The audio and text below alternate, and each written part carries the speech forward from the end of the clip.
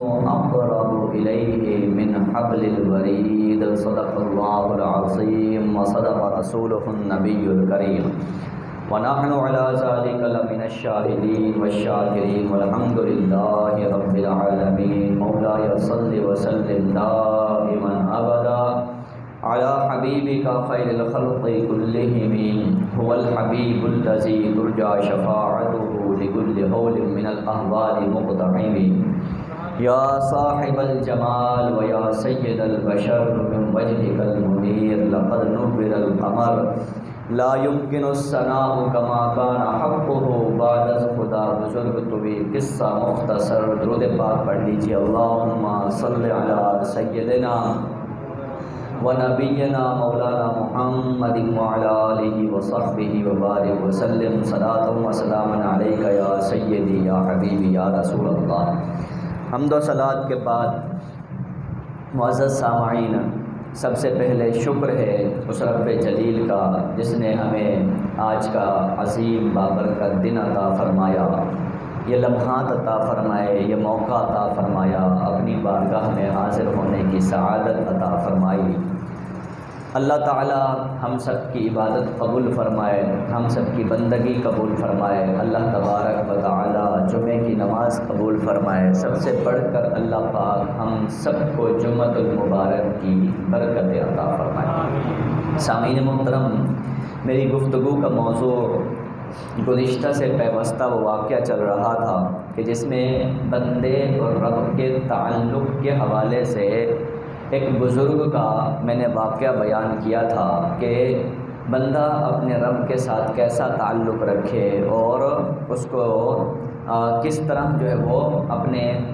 رب کی راہ میں چلنا چاہیے، کن سوچوں کے ساتھ، کن نظریات کے ساتھ، کن افکار کے تحت۔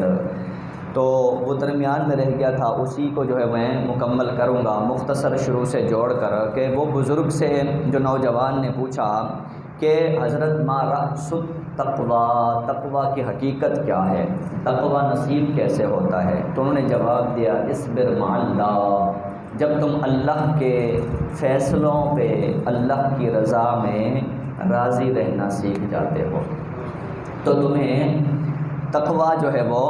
نصیب ہو جاتا ہے، جب تم اللہ کے ساتھ صبر کرنا سیکھ جاتے ہو۔ تو انہوں نے پھر پوچھا کہ حضرت ما رأس الصبر، صبر کا راز کیا ہے، صبر کیسے نصیب ہوتا ہے؟ تو بزرگ نے فرمایا التوکل علی اللہ، جب اللہ پہ یقین کامل پیدا ہو جاتا ہے، جب اللہ کے اوپر بھروسہ ہو جاتا ہے تو پھر انسان کے اندر صبر بھی پیدا ہو جاتا ہے۔ اب جب حضرت ابراہیم علیہ السلام کو آگ میں ڈالا جا رہا تھا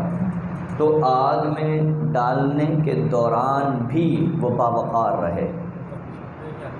نہ چیخے، نہ چلائے، نہ شور کیا، نہ شرابہ کیا، حتیٰ کہ روایتوں میں آتا ہے اس موقع پر بھی جبرائیل آپ کے ایمان کا امتحان لینے آئے، یہ پوچھنے کے لیے کہ اے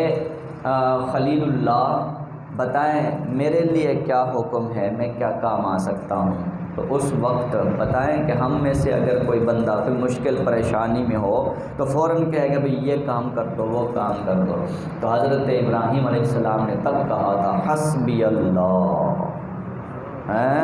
کافی ہے مجھے اللہ، کافی ہے مجھے اللہ۔ تو جب اللہ کے اوپر ایمان، یقین، توکل اور بھروسہ کامل اور مضبوط ہو جاتا ہے تو پھر انسان کے اندر صبر، برداشت اور جو ہے یہ چیزیں پیدا ہونا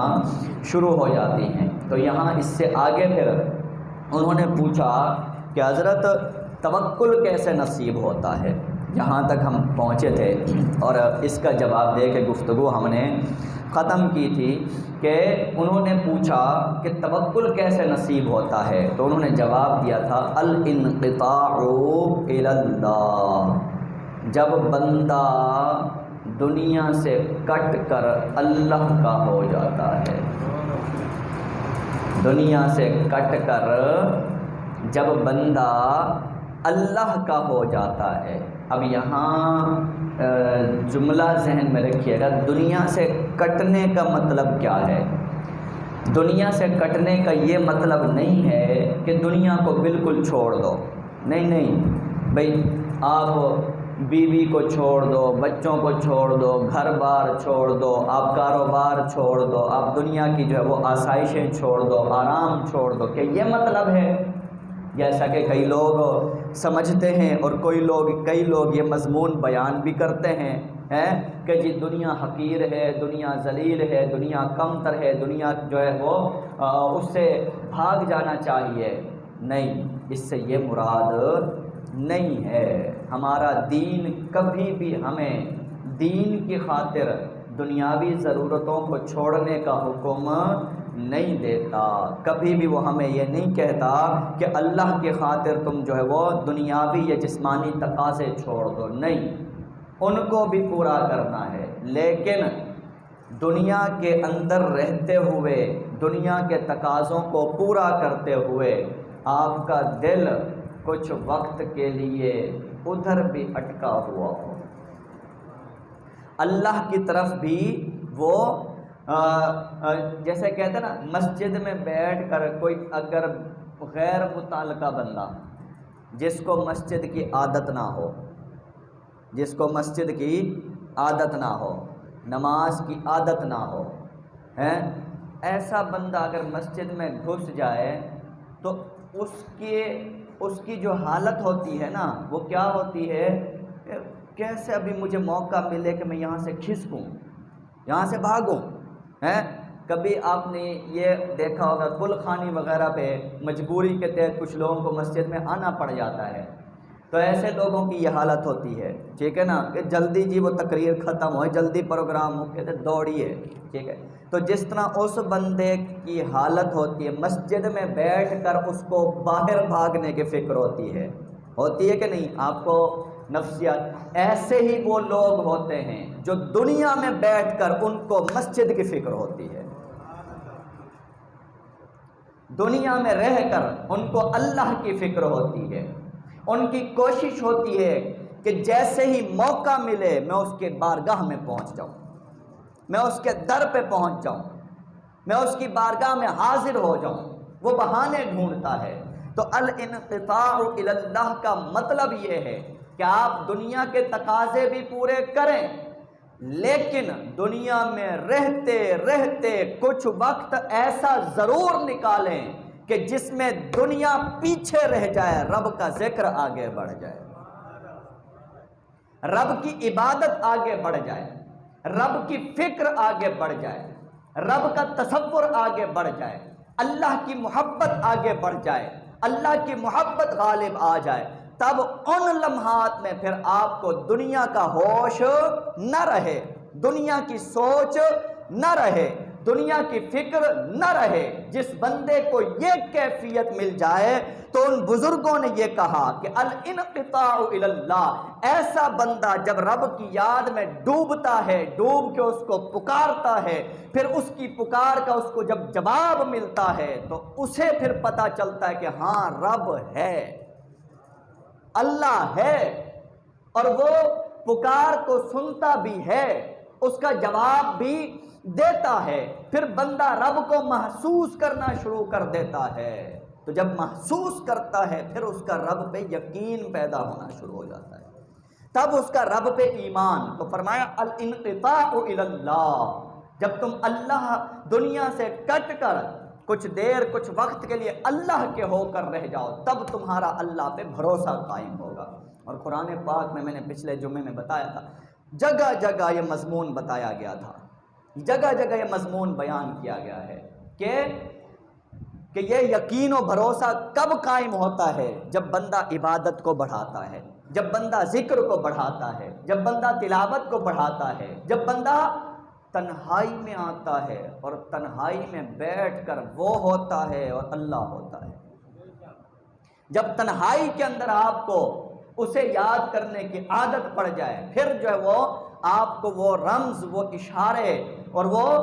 باتیں محسوس ہونا شروع ہو جاتی ہیں، جسے حدیث پاک میں یوں کہا گیا ان تعبد اللہ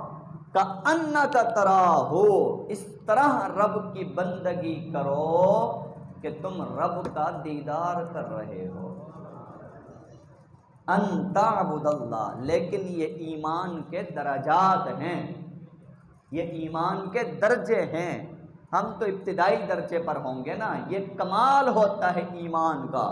ان تعبد اللہ، کہ جب تم عبادت کی نیت کرو، تصور خدا میں اس طرح گم ہو جاؤ کہ تمہاری آنکھیں اگر بند ہوں تو دل کی آنکھیں کھلیں، روح کی آنکھیں روشن ہو، اور تمہیں رب کا تصور اس طرح غالب آ جائے کہ رب تمہیں سامنے محسوس ہونا شروع ہو جائے۔ جاگتے ہوئے دیدار ہم بندوں کے بس میں نہیں ہے، لیکن کم از کم ہمارے وجدان کے اندر، ہمارے یقین کے اندر تو یہ آ سکتا ہے نا، کہ آپ محسوس کریں کہ رب آپ کے سامنے ہے اور آپ باتیں کر رہے ہیں اپنے اللہ سے۔ جب یہ کیفیت پیدا ہوتی ہے، پھر بندہ رب کو اپنے دکھڑے سناتا ہے، تب بندہ اپنے رب کو درد سناتا ہے، تب بندہ اپنے رب سے منواتا ہے، اور تب رب مانتا بھی ہے، اور تب وہ آپ کی ضرورتیں پوری بھی کرتا ہے۔ تب آپ کو وہ لذت، جو عبادت میں لذت، عبادت کا جو کمال ہے نا عبادت کا، مطلب میں آپ سے پوچھوں نا، نماز کیوں پڑھتے ہیں؟ کیا اس لیے کہ فرض ہے، 2 فرض پڑھنے آئے بیٹھے ہیں؟ یہ عبادت کا کمال نہیں ہے، ٹھیک ہے نا؟ نماز اس لیے پڑھو جی جمعہ فرض آئے گا، جی جمعہ پڑھ کے آ جاؤ، جمعہ پڑھنے آئے ہیں تو فضول ہے، ٹھیک ہے نا؟ اگر خالی جمعہ پڑھنے آئے بیٹھے ہیں تو فضول ہے۔ عبادت کی حقیقت یہ ہے کہ جیسے آپ کو دنیا کی نعمتیں کھا کے کوئی اچھی نعمت کھائیں تو لذت آ جاتی ہے، مزہ آ جاتا ہے، عبادت کا کمال یہ ہے کہ جب عبادت میں داخل ہو تو کیفیت اور ہو، جب عبادت کریں اور عبادت کر کے مزہ آ جائے تو سمجھیں آپ کو عبادت کی حقیقت نصیب ہوئی ہے۔ عبادت کرنے کا مطلب لذت کا حصول ہے، آسائش۔ عبادت کرنے کا مطلب روح کی سرشاری ہے، کیفیت کا بدلنا ہے، اور یہ تب ہوتی ہے کہ جب انسان کبھی اس کی یاد میں روتا ہے، جب انسان کبھی اس کی یاد میں روتا ہے، کبھی اٹھتا ہے، اکیلا ہوتا ہے، اور دل کے اندر جو ہے وہ اس کا تصور و وجدان غالب ہوتا ہے، تب یہ کیفیتیں ملنا شروع ہوتی ہیں۔ اگر تو ملاوٹ ہے، اگر تو دھندلاہٹ ہے، گرد ہے، غبار ہے، پھر وہ چیز نصیب نہیں ہوگی، وہ بھی ہے کوئی اور بھی ہے، پھر چس نہیں آنی، وہ بھی ہے کوئی اور بھی ہے، پھر چس نہیں آنی۔ جب وہ ہو تو بس پھر وہ ہی ہو، کوئی اور نہ ہو، تب چس آنی ہے۔ تب وہ ایک واقعہ مشہور ہے نا کہ کوئی غیر مسلم نیا نیا مسلمان ہوا تو اس نے کہیں سے یہ حدیث پاک سن لی، ان تعبد اللہ کأنک تراہ، کہ تم اللہ کی عبادت۔ اب یہ بڑی ایک عجیب بات ہے کہ تم اللہ کی عبادت کرو اس طرح کہ تمہیں اللہ نظر آ جائے۔ اب جس مسلمان نے اس کو مسلمان کیا تھا، وہ غیر مسلم دونوں کٹھے مسجد میں نماز پڑھنے پہنچ گئے۔ مسلمان تھا، اس نے تو جس طرح پڑھتا تھا 10 منٹ 15 منٹ 20 منٹ میں پڑھ کے آ گیا، لیکن جو وہ غیر مسلم تھا،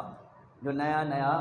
مسلمان ہوا تھا، اس نے نماز پڑھنا شروع کی تو پڑھتا جا رہا ہے، پڑھتا جا رہا ہے، پڑھتا جا رہا ہے۔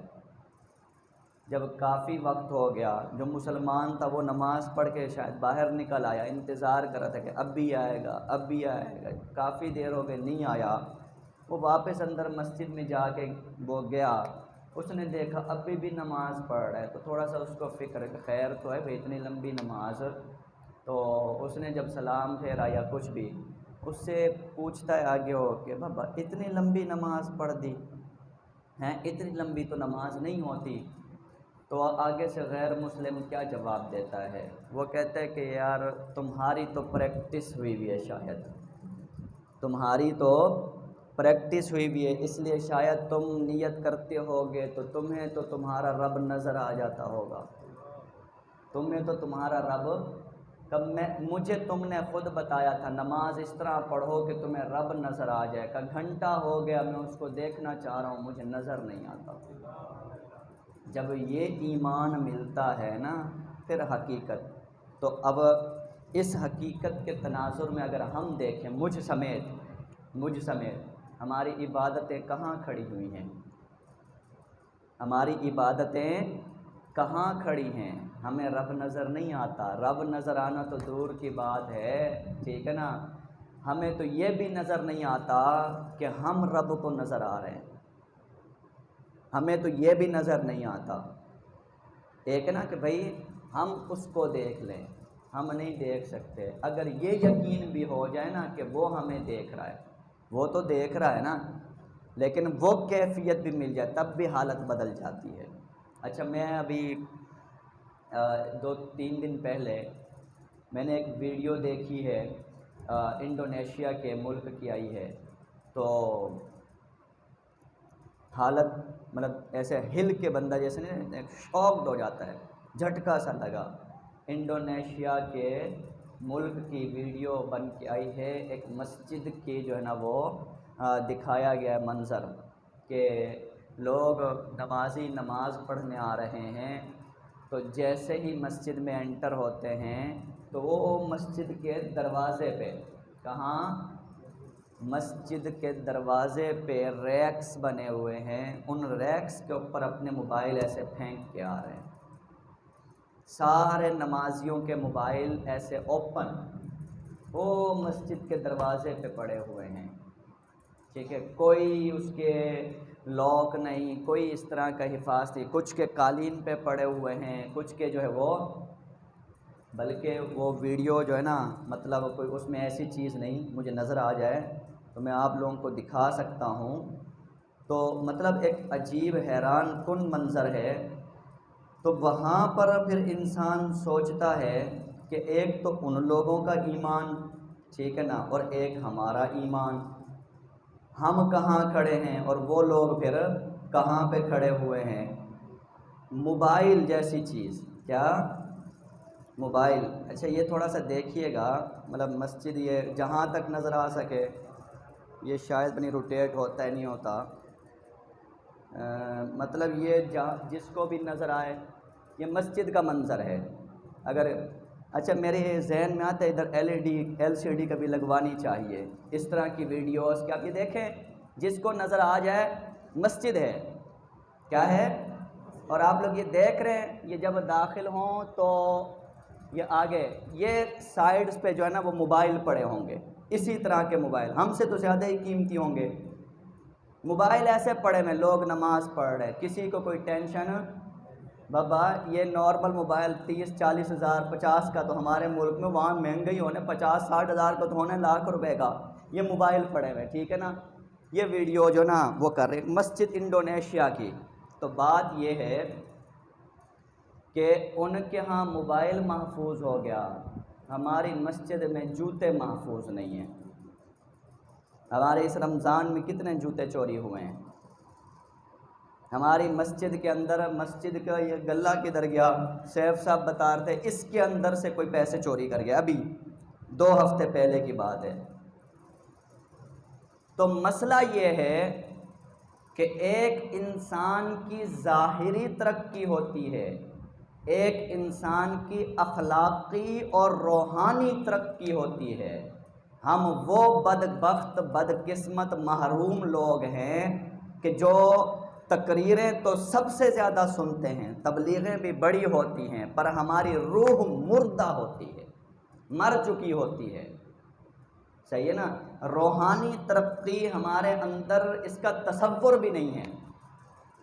کہ روح ہماری ترقی کرے، ہم میں روحانیت پیدا ہو، ہم میں اخلاق پیدا ہو۔ تو یہ جو اللہ کے ساتھ تعلق کی جتنی باتیں ہوتی ہیں یہ روحانیت کی ترقی کے لیے تقریر ہوتی ہے، ہم سوچیں اس کے اوپر، پھر ہماری ذات کے اوپر اس کا اثر پڑے، ذات کے اوپر، وہاں سے پھر ماحول تبدیل ہوتا ہے، وہاں سے پھر ذہن تبدیل ہوتا ہے، پھر دل بدلتا ہے، اگر تو تقریر سن کے عادت نہیں بدلی، کوئی عشق نہیں ہے، سب جھوٹ ہے، ٹھیک ہے نا؟ نہ عشق نبی ہے، نہ عشق حسین ہے، نہ عشق اللہ ہے، نہ عشق علی ہے، نہ عشق غوث اعظم ہے، اگر کردار نہیں پیدا ہوتا۔ ایک بات، دوسرا تمیز سے اگر نہیں بول سکتے تو آپس میں تمیز سے بات نہیں کر سکتے۔ اگر آپ لوگ، یعنی آپ سے مراد مجھ سمیت، جب یہ باتیں کرتا ہوں، اللہ گواہ ہے میں بھی بیچ میں شریک ہوں، میں کوئی آپ سے نمایاں نہیں ہوں، میرے اخلاق کوئی اتنے اچھے نہیں ہیں، ٹھیک ہے نا؟ یہ اس لیے بتاتا ہوں کہ آپ سمجھیں میں کوئی مقدس ہوں، میں کوئی مومن ہوں، کوئی ایکسٹرا ولی ہوں، لیکن قدرے بہتر ضرور ہیں، یہ مجھے پتہ ہے، بہت اعلیٰ نہیں ہیں، قدرے بہتر ضرور ہیں، لیکن حضرت غوث پاک کے ہم ماننے والے، مجھے بتائیں یہاں جتنے بیٹھے ہیں غوث پاک کے ماننے والے ہیں؟ ادھے منن والے، ادھے نہیں میرے خیال سے ہیں، لگتا ہے کہ دوسرے مسلک والے زیادہ نماز پڑھتے۔ غوث پاک کا کون کون ماننے والا ہے؟ ہن پتہ لگ رہا ہے اپنی مسجد۔ مصطفیٰ صاحب نے پھر بھی ہاتھ نہیں چکیا لیکن مسکرا رہے ہیں، مطلب منن والے نے ہیں۔ بات یہ ہے، ایک بات یاد آ گئی، منٹ آگے بڑھ چکا ہے، کہ حضرت غوث پاک کا فرمان ہے، میں جب مقام ولایت میں سفر کر رہا تھا، میں نماز کے دروازے پہ پہنچا، دیکھا رش لگا ہوا ہے، مسجد بھری ہوئی ہے، رش لگا ہوا ہے، بہت لوگ نماز نظر آئے۔ اس سے آگے بڑھا، میں نے روزے کے دروازے پر پہنچا، ادھر بھی رش نظر آیا، بہت لوگ تھے روزہ رکھنے والے۔ میں آگے بڑھ گیا، وہاں سے میں زکوٰۃ کے دروازے پر پہنچا، دیکھا وہاں بھی رش لگا ہوا ہے، کافی لوگ تھے لیکن پہلے سے کم تھے، مال خرچ کرنا مشکل ہوتا ہے، دوسروں کو دینا ہے تو کم تھے، لیکن پھر بھی کافی لوگ تھے۔ کہ میں اس سے آگے بڑھ گیا، آگے بڑھتا گیا، مختلف دروازے آتے گئے، سب سے آخر میں جو دروازہ آیا وہ دروازہ تھا صبر کا دروازہ، صبر برداشت، صبر برداشت۔ تو جب میں اس دروازے پر پہنچا تو میں نے دیکھا کہ وہاں کوئی ہے، اکا دکا۔ غوث پاک کے ماننے والوں میں کتنا برداشت ہے کہ اگر کوئی ہمارے مزاج کے خلاف کوئی بات ہو جائے تو کتنا ہم تمیز سے بات کر پاتے ہیں، اسی وقت ہم برہم ہو جاتے ہیں، اسی وقت گرم ہو جاتے ہیں۔ مسجد میں لڑائی پھڈے، اونچی اونچی آواز میں بولنا، شور شرابہ، تمیز نہیں ہے، یہ اخلاق نہیں ہے۔ مسجد سے آپ یہ بات سیکھیں، ذات میں اتنی داخل ہو کہ مسجد میں تو خاموشی ہو ہی ہو، گھر میں بھی زبان بند ہو جائے تو سمجھے آپ مکمل ہونا ابھی شروع ہوئے ہیں۔ وما علینا الا البلاغ، گل بھی بہت کم